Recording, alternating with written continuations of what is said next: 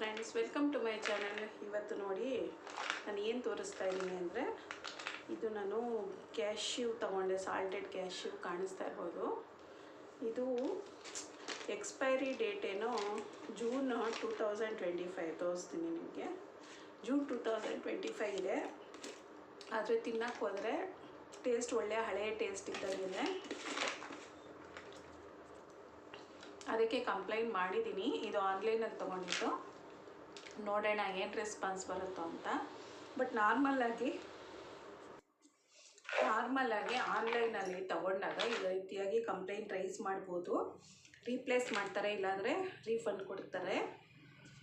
ಇವಾಗ ತುಂಬಾ ಕೆಮ್ಮು ಬರ್ತಾಯಿತ್ತು ಫ್ರೆಂಡ್ಸ್, ಅದಕ್ಕೋಸ್ಕರ ನೀರು ತೊಗೊಂಬಂದು ಇಟ್ಕೊಂಡಿದ್ದೀನಿ ಕುಡಿಯೋಣ ಅಂತ. ಇದ್ರ ಬಗ್ಗೆ ಹೇಳ್ತಾ ಇದ್ನಲ್ವಾ, ಅದೇ ನಾರ್ಮಲ್ ಅಂಗಡಿಗೆ ಹೋಗಿ ತಗೊಂಡ್ರೆ ಅದು ರೀಪ್ಲೇಸ್ ಮಾಡೋದು ತುಂಬಾ ಕಷ್ಟ. ಅವ್ರು ಏನೇನೋ ಹೇಳ್ತಾರೆ, ಚೆನ್ನಾಗಿದೆ ನೋಡಿ, MRP ನೋಡಿ, ಇದು ಎಕ್ಸ್ಪೈರಿ ಡೇಟ್ ನೋಡಿ ಇದೆಯಲ್ಲ, ಮತ್ತೆ ಯಾಕೆ ಕಂಪ್ಲೇಂಟ್ ಮಾಡ್ತಾ ಇದ್ದೀರಾ. ಒಬ್ಬೊಬ್ಬರಂತೂ ಇಲ್ಲ ನಾವು ತಗೊಳ್ಳಲ್ಲ ಅಂದ್ಬಿಡ್ತಾರೆ, ಅಥವಾ ರೀಫಂಡ್ ಮಾಡಲ್ಲ ಅಂತಾರೆ. ತುಂಬಾ ಕಷ್ಟ ಆಗುತ್ತೆ. ಗುರುವಾರ ಬೆಳಗ್ಗೆನೇ ನಾನು ಎಲ್ಲ ತಿಂಡಿ ಎಲ್ಲ ಮಾಡಿದ್ಮೇಲೆ ಸ್ವಲ್ಪ ನೋಡಿ, ನಾವು ಮೇಘಾಲಯಕ್ಕೆ ಹೋಗಿದ್ವಲ್ಲ, ಅಲ್ಲಿಂದ ಬಿರಿಯಾನಿ ಎಲೆ ಅಥವಾ ಪಲಾವ್ ಎಲೆ ಅಂತಾರಲ್ವ, ಅದು ಎಲ್ಲ ಕಡೆ ಏನೋ ಮಾರಾಟಕ್ಕಿಟ್ಟಿದ್ರು.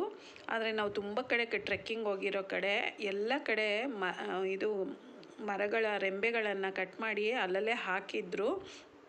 ಕೆಲವು ಕಡೆ ಅಂತೂ ಅದನ್ನೆಲ್ಲ ಚೀರದಲ್ಲಿ ತುಂಬಿಸಿ ಇಟ್ಟಿದ್ರು ಮಾರಾಟ ಮಾಡೋಕ್ಕೆ. ನಾವು ಅದರಿಂದ ರೆಂಬೆಗಳು ತಗೊಂಡು ನಮ್ಮ ಇದಕ್ಕೆ ಕಾರ್ ಡಿಕ್ಕಿಯೆಲ್ಲ ಹಾಕ್ಕೊಂಡು ಆಮೇಲೆ ಬಿಡಿಸ್ಕೊಂಡ್ವಿ ಹೋಟೆಲ್ಗೆ ಹೋಗಿ.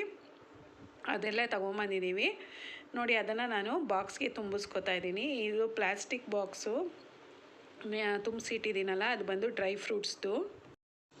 ಹಾಗೆ ಇಟ್ಟಿದ್ರೆ ಕವರಲ್ಲೇ ಹಂಗೆ ಇದ್ಬಿಡುತ್ತೆ, ಮರ್ತೋಗ್ತೀವಿ ಅಂದ್ಬಿಟ್ಟು ಈ ರೀತಿಯಾಗಿ ತುಂಬಿಸಿಡ್ತಾ ಇದ್ದೀನಿ ಇನ್ನೊಂದು ಬಾಕ್ಸ್ಗೂ. ಆಮೇಲೆ ಸ್ವಲ್ಪ ಹಂಗೆ ಇಡ್ತೀನಿ ಬೇರೆಯವ್ರಿಗೆಲ್ಲ ಕೊಡೋದಕ್ಕೆ ಅಂತ ನೋಡಿ ತುಂಬಿಸಿಟ್ಕೋತಾ ಇದ್ದೀನಿ. ನಾನು ಈ ಥರ ಏನಾದರೂ ಡ್ರೈ ಫ್ರೂಟ್ಸ್ ಡಬ್ಬ ಎಲ್ಲ ಬರೋದು ಎಷ್ಟು ಸರಿ ಅನ್ಕೋತೀನಿ ಬಿಸಾಕ್ಬಿಡೋಣ ಅಂತ, ಆದರೂ ತೊಳೆದಿಟ್ಟಿರ್ತೀನಿ ಏನಕ್ಕಾದ್ರೂ ಯೂಸ್ ಆಗುತ್ತೆ ಅಂತ. ಅದನ್ನೇ ಈ ರೀತಿಯಾಗಿ ತುಂಬಿಸಿಡ್ತಾ ಇದ್ದೀನಿ. ಒಂದೊಂದು ಸರಿ ಉಪ್ಪಿನಕಾಯಿ ಹಾಕ್ಕೋತೀನಿ, ಮತ್ತು ಒಂದೊಂದು ಸರಿ ಚಟ್ನಿ ಪುಡಿ ಅವೆಲ್ಲ ಮಾಡ್ತೀನಲ್ಲ ಅದನ್ನೆಲ್ಲ ಹಾಕ್ಕೋತೀನಿ. ಅದಕ್ಕೋಸ್ಕರ ಸಪ್ರೇಟಾಗಿ ಒಂದು ಬಾಕ್ಸ್ ತೊಗೊಂಡು ಬರೋದಿಲ್ಲ ನಾನು. ನೋಡೋಕ್ಕೆ ಚೆನ್ನಾಗಿ ಕಾಣಿಸ್ತಾ ಇರ್ಬೋದು ಮನೆಗೆ, ಬಟ್ ಎಲ್ಲ ಕಡೆ ಕಬೋರ್ಡ್ಸ್ ಇರುತ್ತೆ. ಮತ್ತು ನಮ್ಮ ಮನೆಗೆ ತುಂಬ ಗೆಸ್ಟ್ ಏನೂ ಬರೋದಿಲ್ಲ ಇವೆಲ್ಲ ನೋಡೋದಕ್ಕೆ. ಸೊ ಆದ್ದರಿಂದ ಓಕೆ ನೋಡಿ, ಇಷ್ಟು ಮಿಕ್ಕಿದೆಯಲ್ವ, ಇದೆಲ್ಲ ಬೇರೆಯವ್ರಿಗೆ ಕೊಡೋಣ ಅಂತ. ನಾವು ಅಲ್ಲಿ ತುಂಬ ಏನು ಶಾಪಿಂಗ್ ಮಾಡಿಲ್ಲ, ಬರೀ ಫ್ರೂಟ್ಸು. ಎಲ್ಲ ಕಡೆನೂ ಬಂದು ಪೈನಾಪಲ್ಲು ತುಂಬಾ ಕಾಸ್ಟ್ಲಿ ಬಿಡಿ, ಇಲ್ಲಿಗೆ ಕಂಪೇರ್ ಮಾಡಿದ್ರೆ. 100 ರೂಪಾಯಿ ಒಂದೊಂದು ಪೈನಾಪಲಲ್ಲಿ, 100, 130, 100 ಅನ್ನೋದೇ ತುಂಬ ಕಡಿಮೆ. ಬಟ್ ಏನಂದರೆ ತುಂಬ ವಾಟ್ರಿ ಇರುತ್ತೆ, ಚೆನ್ನಾಗಿರುತ್ತೆ. ಸೊ ನಾವು ಫ್ರೂಟ್ಸ್ ತಿಂದ್ವಿ. ಮತ್ತು ಒಂದು ನಾನು ಹೇಳಿದ್ದೀನಿ, ನೀವು ಮೇಘಾಲಯ ವಿಡಿಯೋ ನೋಡಿಲ್ಲ ಅಂದರೆ ನೋಡಿ, ಅಲ್ಲೊಂದು ಪೊಲೀಸ್ ಬಜಾರ್ ಅಂತ ಇತ್ತು, ಅಲ್ಲೋಗಿ ಒಂದು ದುಪ್ಪಟ್ಟ ತೊಗೊಂಡಿದ್ದೀನಿ. ಅದನ್ನು ತೋರಿಸ್ತೀನಿ ಈ ವಿಡಿಯೋಲ್ಲೇ. ಶಾಲ್, ಅದು ದುಪ್ಪಟ್ಟ ಅಲ್ಲ, ಶಾಲ್ ತೊಗೊಂಡಿದ್ದೀನಿ. ಅಲ್ಲೆಲ್ಲ ತುಂಬ ಕೋಲ್ಡು, ಅದಕ್ಕೆ ಸ್ವೆಟರ್ಸು ಶಾಲ್ಸು ಎಲ್ಲ ಜಾಸ್ತಿ ಸಿಗುತ್ತೆ. ನಾವೇನು ತುಂಬ ಜನಕ್ಕೆಲ್ಲ ಹೇಳಿಲ್ಲ ನಾವೆಲ್ಲೆಲ್ಲೋ ಹೋಗ್ತಾ ಇದ್ದೀವಿ ಅಂತ, ಮೇಘಾಲಯಕ್ಕೆ ಹೋಗಿದ್ದೀವಿ ಅಂತ. ಆದ್ದರಿಂದ ಯಾರಿಗೆ ಹೇಳಿದ್ದೀವೋ ಅವ್ರಿಗೆ ಮಾತ್ರ ಕೊಡ್ತೀವಿ ಅಷ್ಟೇ. ನನ್ನ ಫ್ರೆಂಡು, ನನ್ನ ಹಸ್ಬೆಂಡ್ ಫ್ರೆಂಡು ಅಷ್ಟೇ. ಆಗಾಗ ಹೊರಗಡೆ ತಿರುಗಿಬಿಟ್ಟು ಬಂದರೆ ಚೆನ್ನಾಗಿರುತ್ತೆ, ಮೈಂಡು ಫ್ರೆಶ್ ಆಗಿರುತ್ತೆ, ರೀಫ್ರೆಶ್ ಆಗುತ್ತೆ. ಆವಾಗ ಟಯರ್ಡ್ ಅನಿಸುತ್ತೆ ಹೋಗಿ ಬಂದಮೇಲೆ, ಬಟ್ ಅದೆಲ್ಲ ಮೆಮೊರೀಸು, ಅದೆಲ್ಲ ಒಂಥರ ಎಕ್ಸ್ಪೀರಿಯನ್ಸಸ್ಸು, ಲೈಫ್ ಟೈಮ್ ಜ್ಞಾಪಕ ಇರುತ್ತೆ. ಆ ಥರದ್ದು ಎಕ್ಸ್ಪೀರಿಯನ್ಸಸ್ ಹೊರಗಡೆ ಟ್ರಾವೆಲ್ ಮಾಡಿ ಬಂದಾಗ ನಾವು ಎಷ್ಟೊಂದು ಕಲಿಯೋದಕ್ಕಾಗುತ್ತೆ.